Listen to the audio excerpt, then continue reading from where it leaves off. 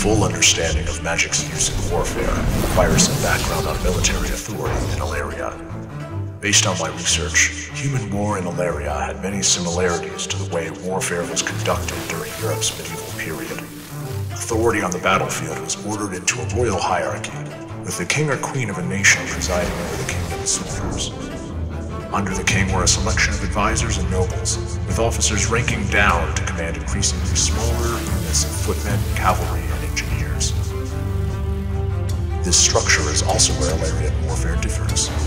Predictions suggested that approximately 1 out of every 20 Alaerians had some magic potential, even if they were unaware of it, and approximately 1 out of every 80 Alaerians actually sought formal training in one of the magic disciplines.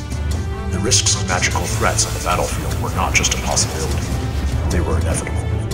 Therefore, every king and queen had among their advisors mages who were experts in their particular discipline of magic. Every ruler throughout Alaeria's post-stricture era had the counsel of the high priest and a variety of arcanists, including the archmage, master necromancer, and grand illusionist.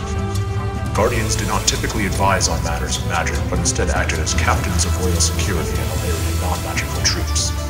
The uncontrolled evocations of emotionism were not highly valued in strategy that involved careful tactical planning, and hunters of the wayfinding discipline were often employed among lower-ranking officers to command scouting regiments.